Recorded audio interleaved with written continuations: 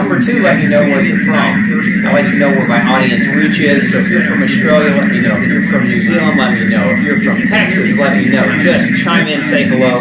Let me know where you're from. Number two, let me know that you can hear my voice coming in loud and clear. And again, those of you who are new to the show, welcome to Pick Dr. Osborne's Brain. Tonight's a great topic. I'm really excited about it. We're going to be talking all about bone health and beyond. And so, again, if you've got questions, we're going to do our best to get those answered before the show ends tonight.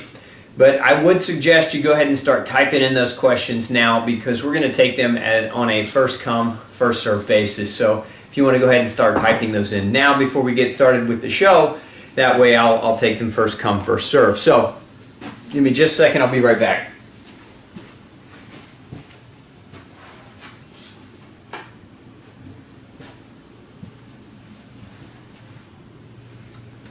Okay, I'm not being rude here. I'm using my phone just to look at the questions as they come in for us. So again, I'm just pulling this up so that we've got your questions coming in loud and clear. So, okay, let's talk about bone health. We got it. Looks like I'm coming in clear now. All right, we got the sound fixed. So Alan, looks like we're good. Okay, so again, welcome to Pick Dr. Osborne's Brain. We're going to be talking about bone health. So let's dive in with a couple of things that I want you to understand. First and foremost about bone health. Number one, I want you to understand a concept called Wolff's Law. Wolff was actually a physicist or a physiologist, and this is the fundamental law about bone that you want to understand. And your muscle actually works on the same premise. What is Wolff's Law? Wolff's Law states that bone grows based on pressure. So where there's pressure, external pressure, typically in most cases from gravity, right, then we have an increased message neurologically as well as physiologically going to the bone, telling the bone to become more dense. That's Wolff's Law. So basically it states that external pressure on bone creates an increase directly proportional to that pressure of increase in bone density. So again, an increase in bone density as a result of pressure. And this is why those of you maybe who have a diagnosis of osteoporosis or osteopenia or pre or early bone loss, this is why so many doctors say you need to make sure that you're exercising, because exercise is a force, it's an external force that's being put on those bones that allows them to basically say, hey, we need to turn on, we need to activate, we need to become more dense. So think of it like this. I'm going to make all of that Wolff's Law stuff that sounded more complicated than what it actually is very, very simple.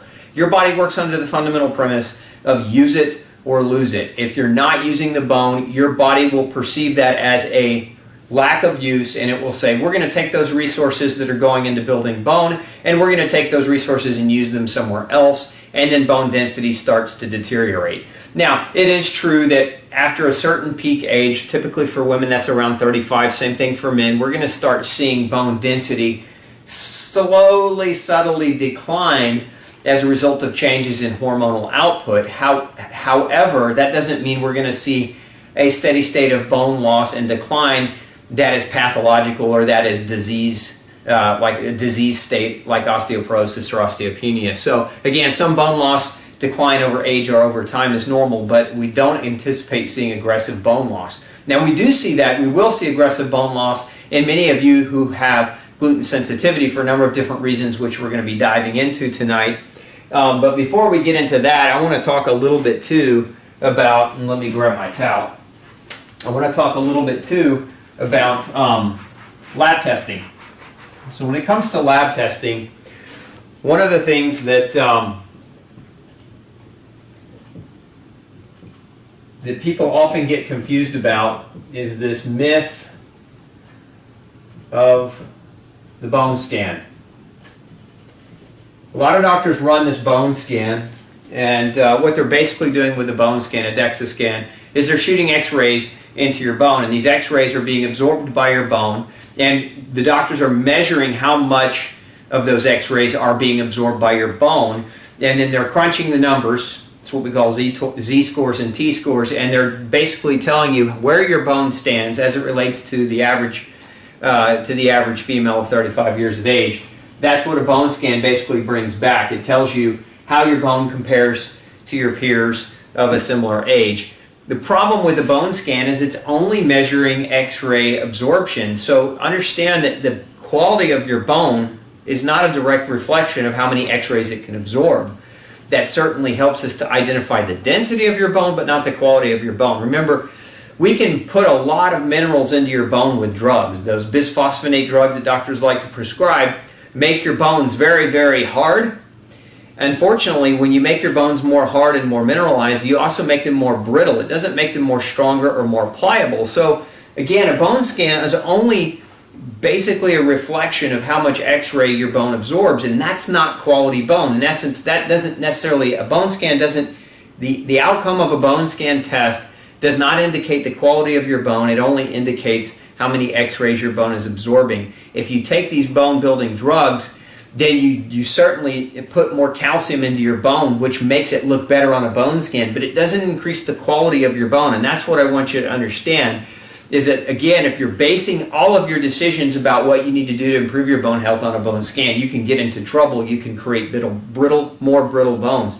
One of the side effects of some of these bone building medications is actually something called osteonecrotic fracture. What does that mean? That means the bone itself becomes too mineralized and it actually becomes brittle. And what we see as a side effect with these types of bones is an osteonecrotic fracture of the jawline. So we get microfractures in the jaw. It's one of the common side effects of these medications. And again, think about the importance of that as it relates to nutrition. How are you going to build bones if you can't eat, if you don't have good nutrition? Because you create fractures in your jaw, so now it hurts to chew your food. And so now you have to, eat a slurry or drink Ensure. A lot of doctors recommend those products as liquid nutrition products full of corn syrup, full of genetically modified corn syrup and soy sugars.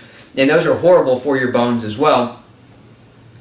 If you create fractures in your jaw using the medication, it's not going to improve your nutritional outcome and your capacity to chew foods that are going to deliver high bone building nutrients. So again, it's important before you make a decision to get on any of those types of medications, ask deeper questions. So here we have lab testing. The myth of the bone scan, again, it's not super reliable in terms of bone quality. It's only reliable in terms of how many X-rays your bone has the capacity to absorb. Now, the other part of this is, what other lab tests do we really want to look at? What other lab tests do we really want to run?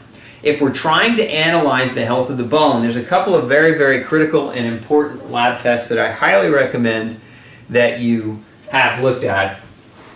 One of them, and these are both, by the way, two of these are urine tests.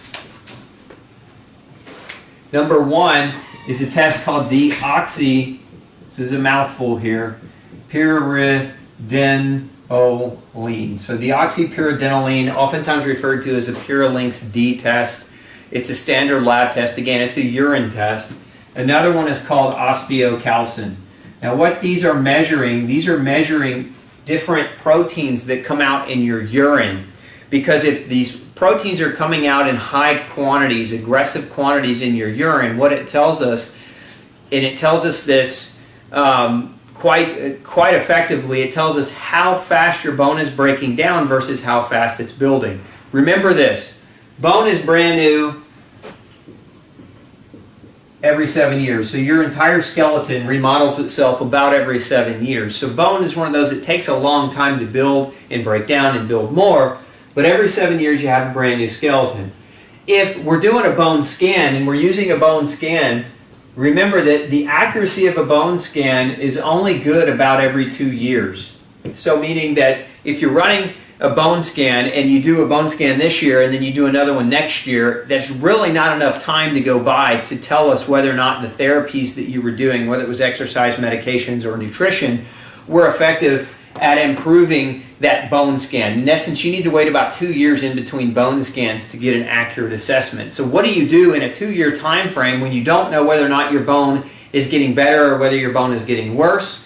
You run these two tests. These are monitoring tests. It's what we basically want to see every so many months. I like to run them about every 6 months.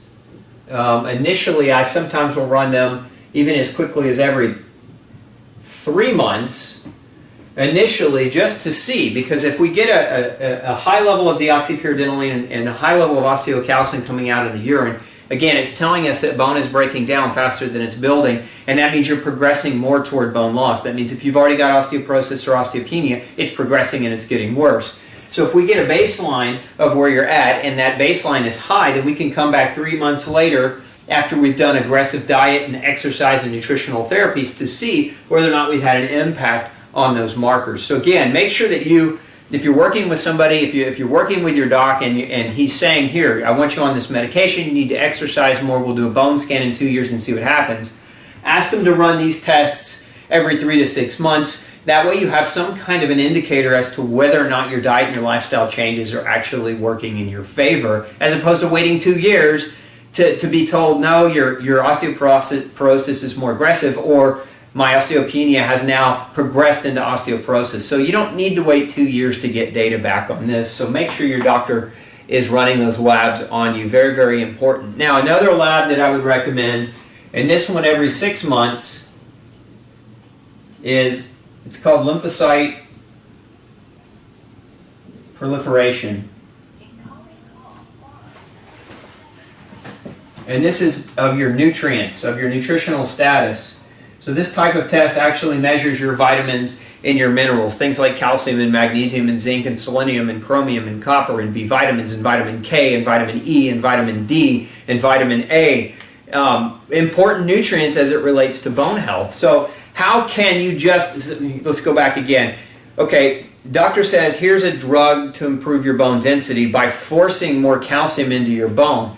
The reason you have bone loss is still in question. In essence, just because you have low bone density does not mean that you have a calcium deficiency. That's another one of those myths. It's what I like to call the calcium deficiency myth, meaning that you have bone loss, therefore it was caused by calcium deficiency. That's what 99% of, well, I can't say that accurately. That's what most doctors that I hear say to patients.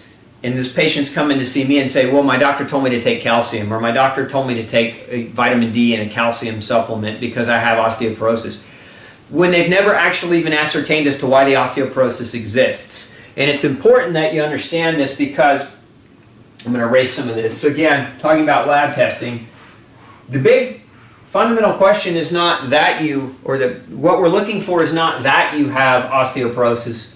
What we're looking for is why you have osteoporosis. Knowing that you have osteoporosis doesn't really help us, because it doesn't give us a set of action, a course of proper correction. It doesn't tell us why. Again, this is the one question we want to answer. So what are the reasons that a person might develop bone loss? As we mentioned earlier, understanding the principle of Wolff's Law, which is use it or lose it, meaning one of the biggest reasons why people develop bone loss in their spine and in their hips is because they're sitting at a desk for 8+ hours a day, and they're not countering that with exercise on a regular basis. They're not, not building their muscle, they're not building their bone with things like squats or lunges or activities like jumping, rebounding trampoline. Those are very effective exercises to improve bone density. So if you're sitting for long periods of time, this could be part of the why. So let's make some more room on the board here. If we answer some of the big why parts. Why does a person develop bone loss? Number one, lack of activity. Number two, lack of nutrition. And this could be, vitamin and mineral deficiency. So this actually, calcium deficiency can contribute to bone loss, but just because you have bone loss doesn't mean that you have calcium deficiency. You may have heard me say this before. Everyone with calcium deficiency has an impact on their bone health, but not everybody with poor bone health has a calcium deficiency. So we can't make the assumption and just load a person up with calcium, because that might not be the solution. So lack of nutrition, and that could be calcium, it could be vitamin K, it could be vitamin A, it could be zinc, it could be chromium and copper and manganese and boron and vanadium. All these micronutrients, these minerals, and these vitamins that are important in the production of bone health. Another big lifestyle factor, so we're really just talking about lifestyle factors. Lack of sleep. We know that lack of sleep or sleeping at the wrong time frame actually contributes to osteoporosis, and this actually, we know this because of shift workers. The studies done on shift workers show that they have a greater propensity toward bone loss. We also know that lack of sunshine can contribute to bone loss. So one of the reasons why, I know many of you are probably guessing this one, vitamin D. Vitamin D is necessary. We absorb vitamin D when UV light from the sunshine hits our skin. There's a cholesterol in our skin called 7-dehydrocholesterol that's converted into vitamin D. That vitamin D circulates through our body and travels to our intestinal cells, and it tells them to absorb calcium more efficiently. And that's one of the ways we actually have the capacity to absorb calcium. Remember, we learned about this the turn of the century with rickets. If you ever knew somebody with rickets, they typically have the bowed legs. And so if you ever see somebody walking around with bowed legs, it's because in their childhood they had a vitamin D deficiency that was severe enough that created a weakening of the bone that allowed the bone to bow out, creating that scenario, that bow-legged scenario. So lack of sunshine, very, very important. So if you live in a northern climate, or if your doctor has told you about your baby, maybe you're a parent, maybe you have a young child, and they say, wrap that baby up and don't let it get exposure to any sunshine because we're going to get it skin cancer, you could actually be creating bone loss prematurely in that baby through rickets. So we don't, we obviously want to make sure that we're getting adequate sunshine. Now don't go put your baby on a boat at 12 p.m. and let them get baked, but we certainly need to have an adequate level of sunshine on a regular basis. So lack of activity, lack of nutrition, lack of sleep, lack of sunshine. One of the other factors involved in poor bone function is high levels of stress. And I don't mean normal day-to-day stress, but I mean super high levels of stress. Stress causes a release of catabolic hormones. Steroids, if you've ever heard of corticosteroids, many of you may be in chronic pain taking an oral steroid or had joint pain at some point in your life and the doctor injected a steroid into a joint. Steroids are produced by your adrenal glands above your kidney under intense chronic stress. So the more stress that you're under, great stress, the more you make your own steroid, which again, it's catabolic to bone. Those steroids are catabolic to bone. They basically tell the body to break the bone down and to break the muscle down. So this is part of, if you haven't read No Grain, No Pain, those of you who are new to the show, No Grain, No Pain, if you don't have a copy, this should be your Bible to the show. In essence, you'll pick up more from the show and you'll take more away out of the show if you have that baseline knowledge. But again, I talk about something called the gluten muscle wasting cycle, and part of that is because gluten causes chronic increased inflammatory stress, leading to an elevated output of our own steroid, which causes fundamental breakdown of our muscle and a fundamental breakdown of our bone. So our body basically catabolically starts to waste, and we start to waste away. And when we lose our muscle, our metabolism slows down and it's easier to gain weight, and we hurt more and our muscles get tighter, and then we don't want to exercise because when we try to exercise we get in pain. It's just this vicious cycle that progressively goes on and on and on and on. So these are some of the big kind of lifestyle factors if we're kind of trying to categorize it. These are lifestyle choices, if you will, and it's important that you understand when I say choice, I mean you have a choice, not you don't have a choice, meaning that the why comes from the lifestyle choice, which enables you to make changes, enables you to empower yourself to make changes. Otherwise, a number of doctors will tell you that osteoporosis is genetic and that you just need to get used to it and that you don't really have a choice outside of diet and exercise. And even the advice that they'll give you on diet and exercise is so generic and really not all that helpful, because they're not telling you what kind of diet. They're not telling you what kind of exercise to do, because certain kinds of exercise will build bone and some kinds of exercise will not build bone. So we got to be specific in that advice and in that recommendation. Now there are a couple of other lifestyle things that will lead to bone destruction. So really one big category, and I don't know if my screen is showing up or if we're getting too low, so I'm going to pull this up here. Number 6, it's medication.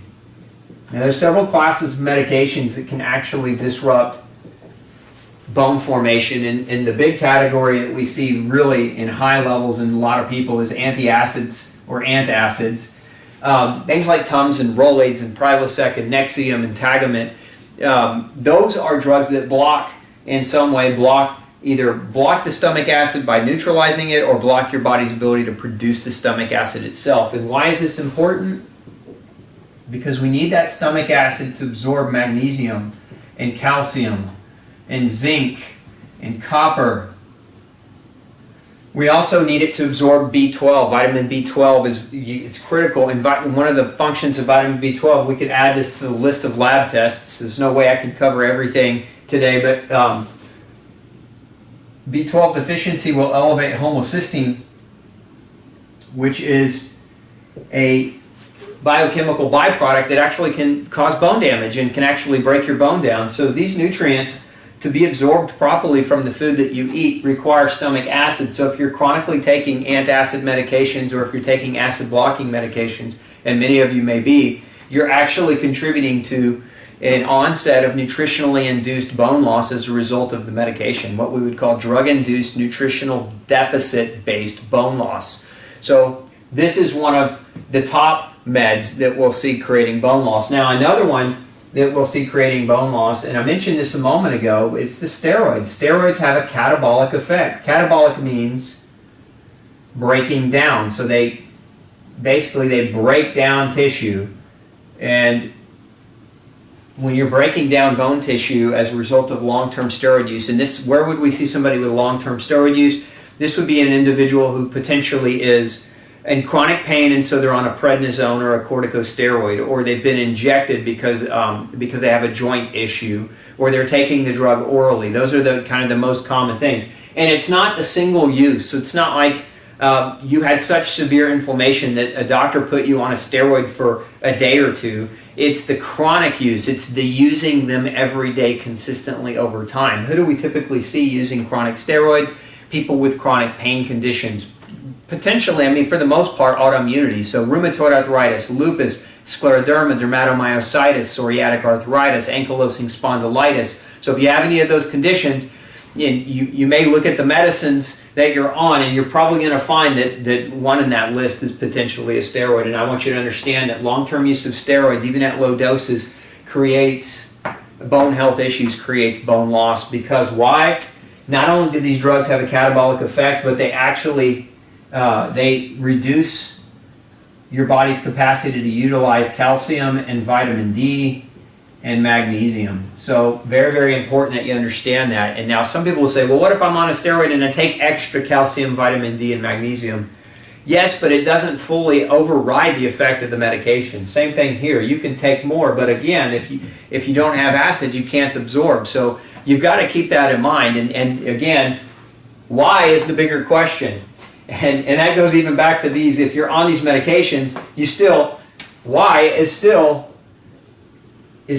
what you want to ask. Why do I need these medications for the rest of my life? What other medications do we know that can cause bone loss? Another big one, we're getting kind of messy up here, is drugs for, let me not write out hypertension, let me instead write out blood pressure drugs, right? These are the medications like diuretics, like hydrochlorothiazide is a perfect example. Diavan, HCT is a common one that's used. There's also a number of other diuretics. Lasix is a very common one that's used. Furosemide is another one. But these medications, these blood pressure medications, actually, because of their diuretic action, will cause magnesium and calcium loss, but also potassium loss,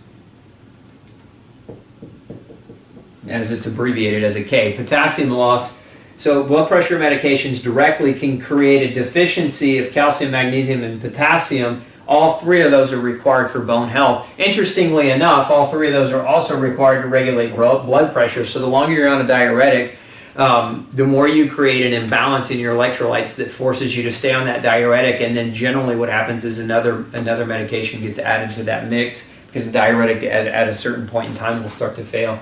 So these classes of medications, again, antacids, steroids, blood pressure medication, super duper common for those people who develop bone loss. Now there's one other class of medication. Do I have room to put it? Let's see here. I think we got room right here. Let's put it in. Blood thinners. And this particularly are the vitamin K antagonists. It's funny, I always found that it was ironic that when a person comes to see me, the doctor put them on Coumadin or warfarin to keep their blood thin because of a past history of a heart attack or a stroke, and they want to keep their blood really thin. And so this person's got, big splotchy bruises all over their body because their blood's way too thin. because they're taking these anticoagulant blood thinners, which, by the way, block vitamin K. And what their doctor says is, by the way, don't eat green leafies at all because that will interfere with your medication and we need to keep your blood thin. But the green leafies are richest in potassium, and they're richest in magnesium, and they're richest in calcium. So the very nature of the reason that people oftentimes develop cardiovascular disease is because of electrolyte deficiency, because they don't eat enough vegetables, and then they end up at a point where their blood's so thick that they have a heart attack, and then the doctor says, here's the blood thinner, and by the way, don't eat any more greens. It makes absolutely zero sense. So I hope that's not who you are. I hope that if you're listening to this show today, that that's not you. And if it is, I would strongly encourage you to go have a conversation about this scenario with the prescribing doctor and see what future holds for being able to potentially get off of those things, because there are lots of things that can naturally keep your blood thin without blocking vitamin K. Why do I mention this in terms of bone health? Because vitamin K is critical to the formation of the proteins that make up the backbone of your collagen matrix of your bone. So in order to form strong, resilient, pliable bone, you absolutely need vitamin K, and these blood thinning medications inhibit vitamin K. So very, very important that you understand that.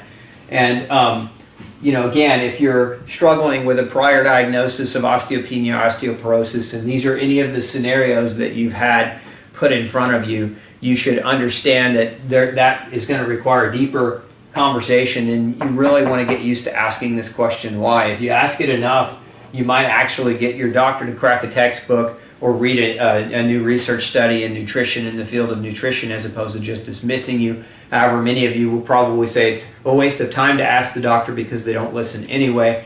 I still like to encourage that communication. I still want you, if you've got a doctor managing any kind of medications or health condition, to still have, the power to empower yourself to stand up and have this conversation. It's very, very important. It's got to start somewhere. And so if we all did that, if everybody took their health as serious to ask that question, why, and think about these kinds of things, think about how many doctors would be forced to start learning this information just to keep up with the tide, right? Just to keep up with the demand of people wanting to know what else could be done, as opposed to just being dismissed from the office and having a doctor look at you like you've got 20 horns coming out of your head because this is weird and this is hard, right? This is harder than just take this drug. And so you've got to know these things and you've got to apply these things. You can't just know these things and not apply them. You have to know them and then you have to apply them. So I'm going to take a little bit of time here to grab some questions. Again, if you're new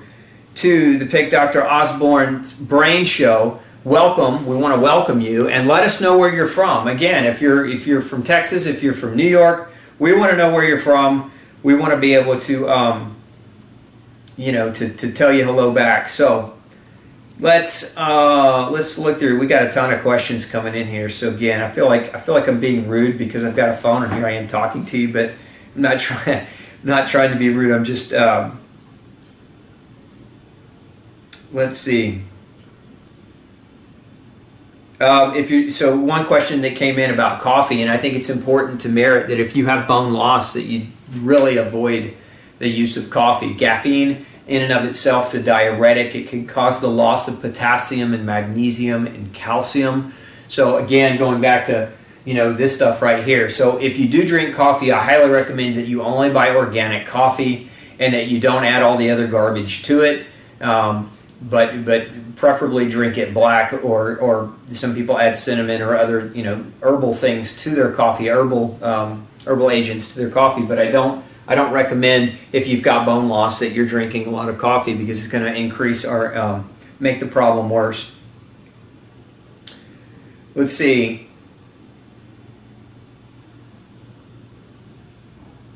Yeah. So Carol is asking, she says, I had osteoporosis caused by a tumor on my parathyroid gland. How should I treat the problem since the tumor has been removed? The best thing that you can do, Carol, if you still have, hopefully they didn't remove all of your parathyroid glands, that you still have those glands, is really aggressively monitor your vitamin D level. And particularly you want to monitor your 25-OHD as it relates to how functional your parathyroid glands are. Because one of the things that happens is when your vitamin D levels drop, you don't absorb calcium from your food. When that happens, your parathyroid hormone will turn on and it will pull calcium out of your bone. And here's why.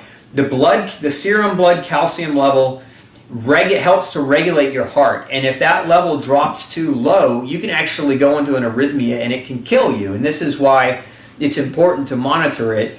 The vitamin D is important to absorb the calcium.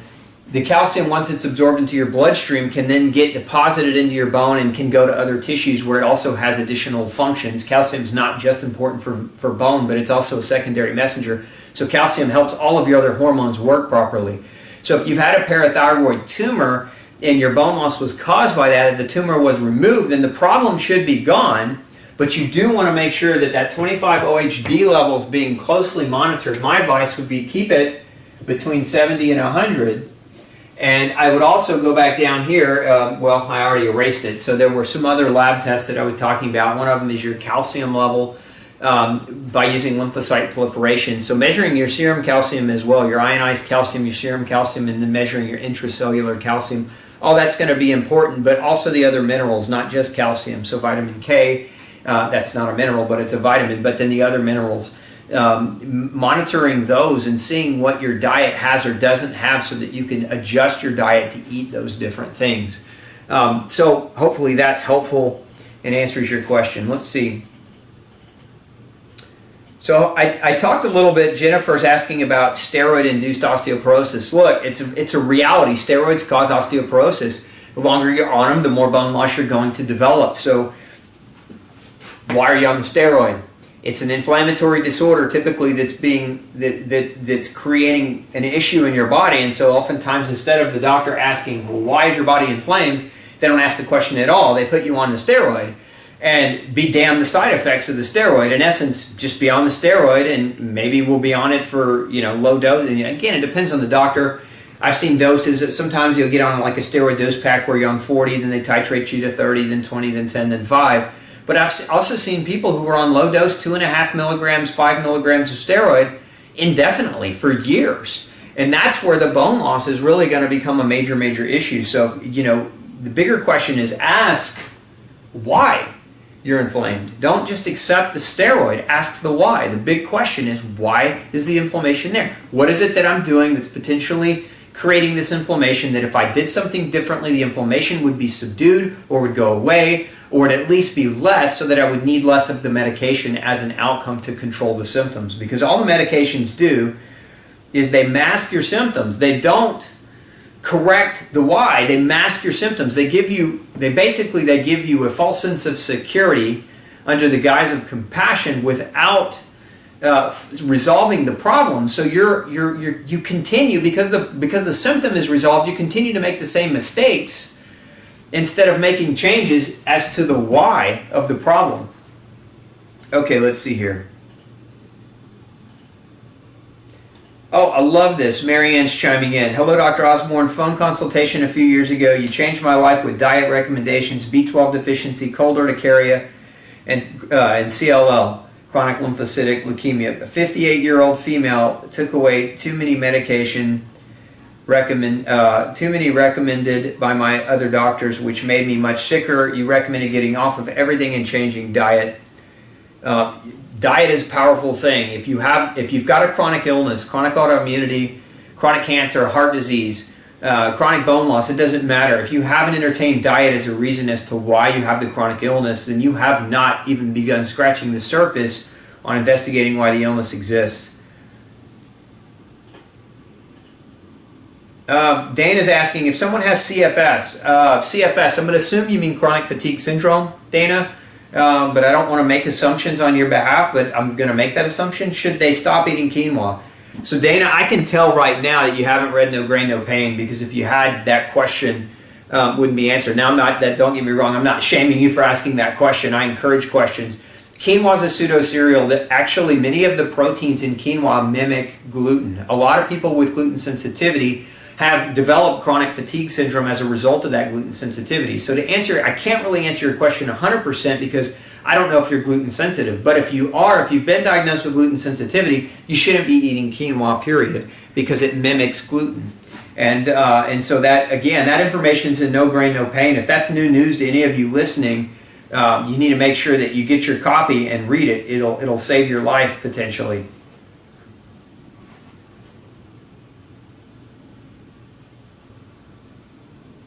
Yeah, Doreen is asking, and I love this question. Doreen is asking, my recent bone density scan showed a 2.5% decrease in the spine and a 2.5% increase in bone density in the hip since the last test. Any thoughts why the increase in one area and a decrease in another? Yeah, because those tests are not all that accurate. Again, it's X-ray absorption. It's all it's measuring. Number of reasons why you might get an inaccurate result on a bone scan is, one, they're using a different machine. So when you go back, these machines have to be calibrated, right? And so sometimes the calibration can be off. Sometimes they're using different machines, and different machines have although they're supposed to give you the same measurement, sometimes one machine over here might not be exactly calibrated the same way this machine over here is. We're going to get variances in those outcomes. That's why I was so adamant before about saying, don't trust your entire bone health to the values on a bone scan or a DEXA scan, because really it's a tool that should be used as a tool, not as the end-all be-all for making big decisions about what you should do with medication. It's one tool that measures one aspect of bone health, but it doesn't measure all aspects of bone health. Those other labs that I was talking about, measuring nutrition, looking at those other lifestyle factors, those are the things that play the biggest role in your bone health. So there are a lot of variables that can play a role in why that scan changed, good or bad. Okay, let's see here.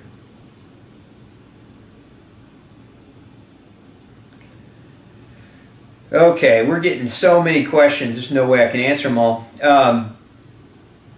Will going gluten-free, okay, so Harry is asking, Dr. Osborne, will going gluten-free have a tendency to raise glucose levels?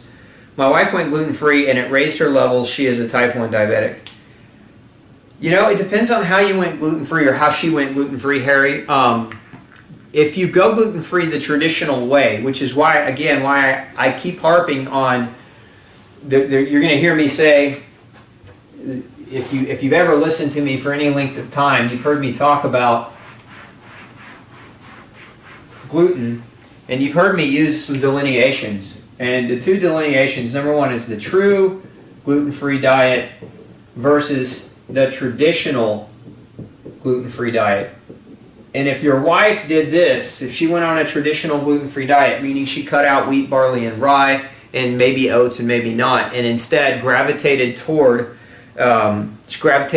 corn-based products and rice-based products and quinoa and sorghum and millet and some of these other grain-based alternatives that are labeled gluten-free, her blood sugar would skyrocket simply because those are extremely high glycemic types of grains. Corn and rice, probably the two that create the most problems with blood sugar when people initially embark on the gluten-free diet, because they're following a traditional gluten-free diet, which is actually an incorrect diet to follow. Harry, if you haven't, I would recommend it. Again, going back to, I hope this doesn't sound like a commercial to you, but go and have your wife read No Grain, No Pain and compare the traditional gluten-free diet that I talk about in the book versus the true gluten-free diet. So compare the two and make sure that she's following it appropriately and in the right manner, because otherwise what is going to happen is that blood sugar is going to rise and it's going to make her diabetes a lot harder to control. And that's where a lot of people get scared, right? And they think, oh, the gluten-free diet was worse for me. And this is where a lot of doctors are misinformed. They think the gluten-free diet is more diabetic causing. No, it isn't. It's only more diabetic causing if you go to a bunch of traditional garbage-based foods that are high glycemic and you use those as the new staple foods, replacing your breads and your pastas and the cereals and other things, because those foods that you're replacing with those, you're eliminating the wheat, barley, and rye, but you're not eliminating the corn and the rice. You're just replacing one high glycemic food for another one, and so it can actually not even one for another, one for one that's probably even more high glycemic, and so it creates more of an issue with blood sugar problems. So again, hopefully that's helpful for you.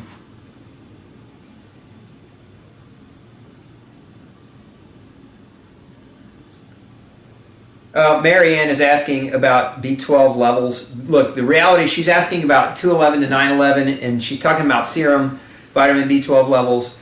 Serum vitamin B12 levels are the worst way you could measure vitamin B12. They're inaccurate, so I would not rely on those. If you're going back to this B12 and homocysteine, and you're trying to get a good ascertaination, or if you're trying to ascertain whether or not your vitamin B12 levels are low and that's playing a role in your bone loss, you have to understand that intracellular is the only accurate way to measure vitamin B12, because if you're running those serum blood tests, you're going to get an inaccurate reading. And we don't have time to get into liver redistribution tonight. Maybe for another night we can talk about that. But most of your doctors are going to look at you like you're crazy when you say order my intracellular vitamin B12 levels, because they just don't study nutrition. So you might be better off ordering this as a lab. There's a lab called homocysteine. You can measure it. If your homocysteine levels are high, really high means above 11, then you're looking at a potential for vitamin B12 deficiency. Now, homocysteine elevation doesn't always mean vitamin B12 deficiency, but it can. So that's one better clue or insight into your vitamin B12 levels. Another one is called MMA, methylmalonic acid. This is a test that also, like homocysteine, is oftentimes elevated in those with vitamin B12 deficiency. So it's one that a lot of times doctors will know of if they don't know how to run intracellular B12. So I would, at the very minimum, have them look at MMA, methylmalonic acid, and homocysteine to give you at least somewhat of a decent judgment as to whether or not your vitamin B12 levels are low. Okay, let's see here.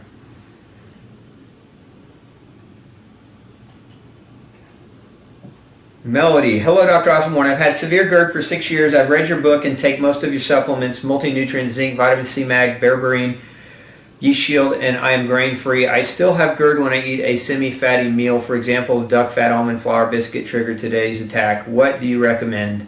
Boy, that's a big one, Melody, because I'm happy that you're doing better, first of all, and thank you for buying and reading No Grain, No Pain and trusting me enough to take action and implement those things. But I want you to go back and read Chapter 10, because Chapter 10's got the answer. And what is Chapter 10? It's about biochemical individuality. You might still be struggling with GERD and symptoms because you are allergic to almonds. So like that meal you just ate, it could be that it was almond. It could also be that you may be having liver and gallbladder problems and not doing well with higher levels of fat in your diet.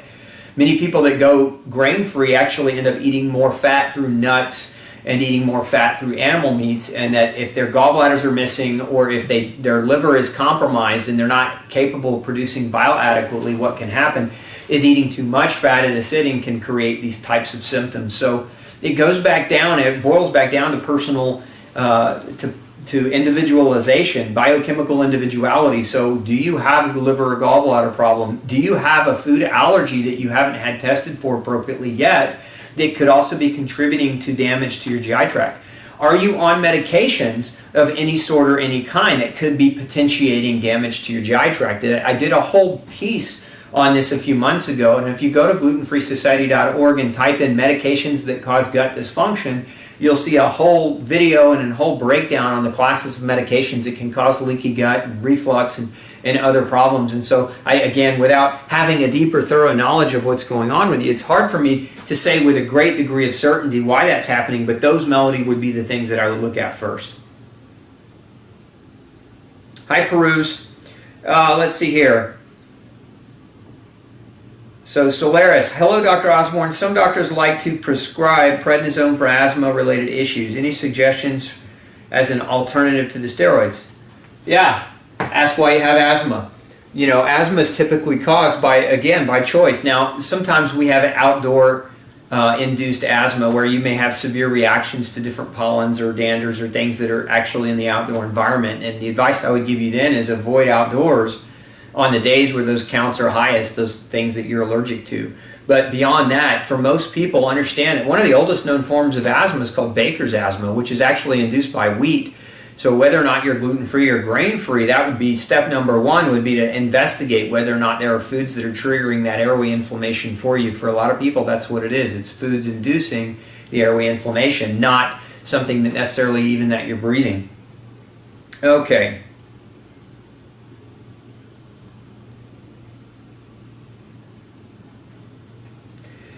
Beth is saying, I'm too low on vitamin D from flipping hours around for too long beside being inside, so I'm working on it. Okay, not sure I understand that, Beth. Maybe you can reword that question because I'm not sure what you mean.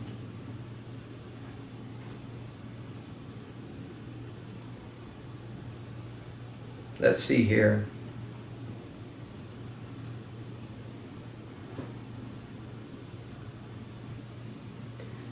So it looks like Jane is asking, I've done micronutrient testing. I'm deficient in vitamin K, vitamin A, magnesium, and several others, but B12 and D and K. I'm reacting to most foods, and the best 12 causes rapid heart rate and anxiety. I'm not, again, this is, Jane, maybe retype that because I'm not quite sure if there are typos there or if maybe you got in a hurry typing the question and maybe I'm just misreading it. Maria is asking, intense pain in my arm that feels like it's inside my bone. I've had this before. It was gone when I woke in the morning. Is this lack of vitamin B6 and vitamin B12? Potentially it could be, but my experience with people that have deep shooting bone pain, that typically is food induced. And again, in my experience, and that can also be a severe anemia. So you might have your doctor check you for anemia. And there are different forms of anemia. B6 and B12 deficiency can cause anemia, iron deficiency, vitamin E, vitamin C, copper deficiency, zinc deficiency, all those things can cause anemia.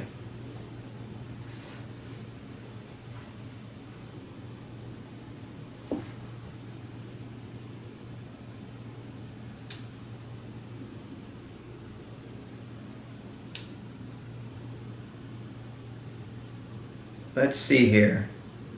Heidi's asking, is it possible to ever get off blood thinners after several cardiac procedures and a valve replacement? Yes, there's always hope. It's always a possibility, but it doesn't. You should not go it alone. You should work with somebody who's highly qualified to monitor and measure your blood viscosity so that you don't increase your risk of having another problem.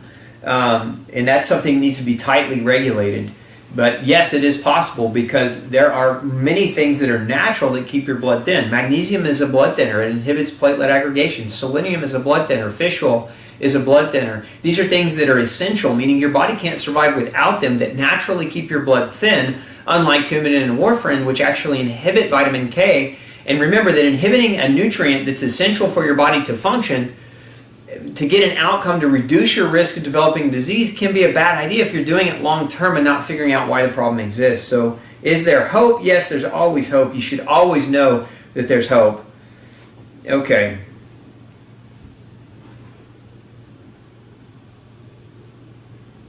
Getting through these. Do we have any others from Facebook that are chiming in? Or from YouTube? Okay.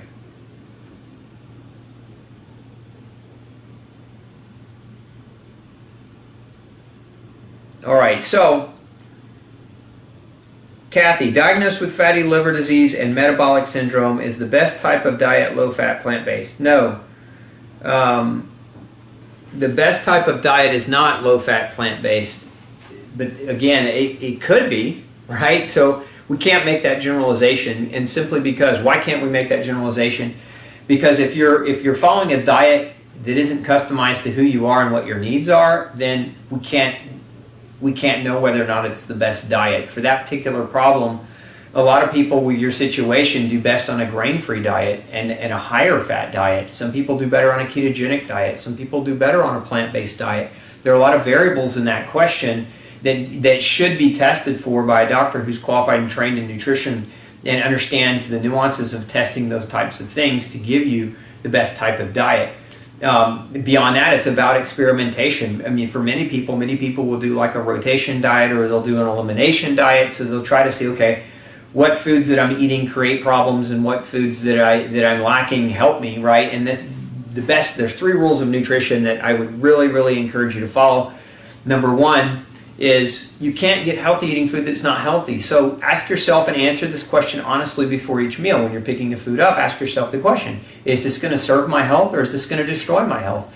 And the answer for a lot of times is a no-brainer, and a lot of people ignore that first question. So they're picking up that soda, or they're calling, you know, the diet soda, right? And they're saying, oh, it's diet, therefore it's somehow good for you, but it's full of artificial toxic sweeteners and caramel colors and other things, and it's not good for you. So you have to answer those types of questions honestly. Is the food good for me? Number two is, does this food make me feel better, or does this food make me feel worse? And that defaults back to paying attention. So when you eat something, pay attention to how you feel. Learn to observe your body's reactions. Learn to listen to how your body talks to you. If you eat something and every time you eat it, it causes diarrhea, that's your body's way of telling you it doesn't want that food inside of you.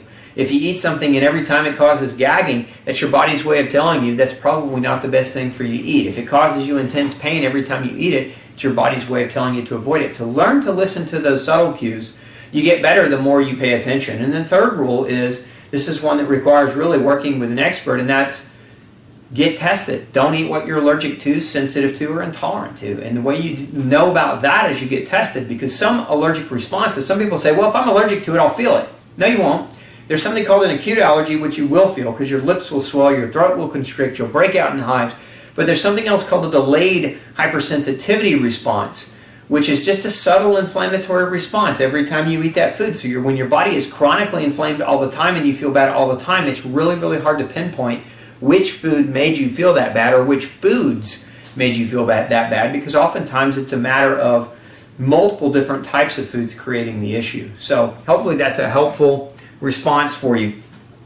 Okay, what time we got? We got just a couple minutes left here.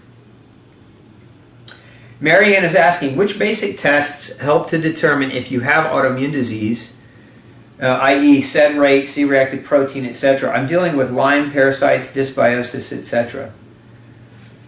So it's not which test helps you identify autoimmune disease. Certainly there are tests that can analyze different types of proteins and your immune reaction to those proteins. But fundamentally, the problem with autoimmune tests for many people, not for everyone, but for many, it can be hard. It can be hard to get a diagnosis because many people with chronic illness are immunosuppressed. What do I mean by that? That means their immune systems are suppressed from years of chronic inflammation. And so those tests come back falsely negative. You don't get an accurate reading because you're measuring antibody responses. You're measuring immune proteins. And if you're immune suppressed, if your immune proteins are not being produced because your immune system is being suppressed by chronic illness, those tests can be very misleading. Instead of asking the question, what test to run to identify autoimmune disease, I like to ask a better question, in my opinion anyway, is what are the fundamental reasons autoimmune disease exists? What are they? What are the causes of autoimmune disease? And those of you who've been listening to the Pick Dr. Osborne's Brain Show for any length of time know this answer. You're probably reciting it right now at home. There's 4 categorical causes for autoimmune disease. And it doesn't matter what type of autoimmune disease you have, whether it's lupus or whether it's scleroderma or whether it's autoimmune hepatitis or whether it's autoimmune cardiopara inflammation. It doesn't matter which form of autoimmune disease that you have. You want to look for the triggers, the known triggers for autoimmune disease. And so the testing should look like this. Number 1, test yourself for the category cause number 1, which is food. Number 2, test yourself for category cause number 2, which is infection. Number 3, have your doctor check for chemical reactions, in essence, environmental chemicals like heavy metals and molds and things of that nature. Number 4, have your doctor check for nutritional deficiencies. Those are the 4 fundamental reasons, chemically speaking, biochemically speaking, that autoimmune disease is triggered. Now, there are stress factors that are involved in autoimmunity. There are lifestyle factors. There are spiritual factors, certainly, too. But if we're talking about the biochemical reasons that autoimmune disease can be triggered, those are the tests or the categories of tests that need to be evaluated first and foremost. Again, if we repeat that for you, it's food, it's infection, it's chemicals, and it's vitamin and mineral deficiencies. Those things need to be ruled out on day 1 in order to help you answer this question right here, which is why. Fundamentally, we always want to know why. Knowing what is less important, and what means, going back to your question, which is, what autoimmune disease do I have? What is less important than why? And if all forms of autoimmune disease have 4 categorical causes, why don't we just skip to the chase instead of asking the why? Or instead of asking what disease it is, let's ask why that disease exists in the first place. And again, the thing about autoimmune disease is it's a person who has one of those 4 triggers or all of those 4 triggers is going to develop autoimmune disease eventually. And the average person who develops autoimmune disease without ascertaining those triggers ends up developing as many as 6 more autoimmune diseases in their lifetime. My point in saying that is that autoimmune disease changes. You can start out with one form of autoimmunity. How many of you listening, let's do a poll of the audience, how many of you listening started out with one diagnosis, and then as years went by and that you didn't really solve the why, you ended up getting a second opinion that was a completely different diagnosis? If you've had that happen to you, just type 1 into the box. Just type in a 1 if you've been diagnosed with one disease and then at another second opinion were given a different diagnosis, both of the diagnoses which were autoimmune diseases, but nobody asked why. If that's happened to you, just type in 1. I'd just like everybody else who's listening to understand and have that information and be able to see just how common that really is. Yeah, the 1s are coming in right now. People are typing in 1s like crazy. So, okay. If you enjoyed tonight's show, that's the other thing. If you really enjoyed tonight's show and tonight's format, because I think it's a lot more helpful than me standing behind my desk and just talking to you to be able to write and to be able to draw. I'm really passionate about visual learning, and I hope that you are too, because this is the new format that we're going with. But if you enjoyed tonight's show, hit that love button for me. I just want to see how much love you guys can send our way, or hit that thumbs up button if you're on our YouTube feed. And again, we have both channels coming now, so if you don't do YouTube, you can do Facebook and vice versa. So again, show me some love if you really enjoyed tonight's show. And I also want to make sure that you're aware of a few things. So again, especially for you newbies, if this is your first time attending the Pick Dr. Osborne's Brain Show, we do this show every Monday night at 6 p.m. and that's Central Standard Time. That's Texas time, because I'm in Texas. So 6 p.m. every Monday night. Make sure you tune in every Monday night, because we don't always get an email out, or the email doesn't always get to your inbox before the show begins. So mark your calendar, 6 p.m. Set your reminder for 6 p.m. If you are not part of our newsletter, you're not receiving our newsletter, one of the things I would encourage you to go sign up for is our Gluten-Free Survival Kit. Our Gluten-Free Survival Kit, it's free to you. It doesn't cost you anything. It just gets you the information to get you moving in the right direction. And all you have to do to get that, pick that up, is go to glutenfreesociety.org. There's going to be a box that pops up that asks you if you want to pick up that Gluten-Free Survival Kit. Just enter your name and email, and we'll send that to you at no charge. And we'll also be sending you additional information that's very, very helpful about nutrition and lifestyle and diet and autoimmune disease and all things health. So I'm going to make sure that you have access to that information at your fingertips at all time. The last thing I'd ask you to do is subscribe if you're not subscribed, either to our Facebook page at Dr. Peter Osborne, or subscribe to our YouTube page, youtube.com/glutenology. And make sure you share this information with somebody else. There are 46 million people with autoimmune disease. And I didn't even get into this topic tonight, but osteoporosis, bone health is really what we were talking about. Osteoporosis has now been identified as a form of autoimmune disease, so that takes the number up even higher. There's actually a whole new field in science called osteoimmunology, studying how bone loss is actually not calcium deficiency as much as it is an immune attack against your bone, creating a massive reduction in your body's capacity to build bone. So again, we didn't have time to even dive into that conversation tonight, but that's why I want you to subscribe to get more information, because we're going to be having this conversation in much more depth in later shows. And the last thing is, if you don't have your copy of No Grain, No Pain, if you haven't picked it up, I can't emphasize this enough. The book is in 5 different languages. It's an international bestseller, and you need to get a copy. And when you come to the show to learn, it's the premise. It's kind of the backdrop for everything that we talk about. And I don't want you to come to the show, and this is no offense, but a lot of people, sometimes they'll come to the show and they haven't read the book. And if you haven't read the book, this isn't an offense to you, but they're chiming in with the conversation, and they're giving incorrect information to other people who are asking questions. And I just don't want that to be the case. If people are coming in and you're not quite sure, don't answer complex questions for other people if you don't know what a true gluten-free diet is. I just want to keep that misinformation away from the people that are here to learn. So come to teach, but if you want to come to teach, you've got to read the book, and you've got to get the basis of information first. So I highly encourage you to go pick that up. You can get it at Barnes & Noble. You can pick it up at Walmart or Target or Amazon or any other major book outlet. This is Dr. Osborne with the Pick Dr. Osborne's Brain Show. I'm so happy that you spent your Monday evening with me. Hope you have a great rest of your week, and we will be back again next Monday, 6 p.m. Central Standard Time. Take care.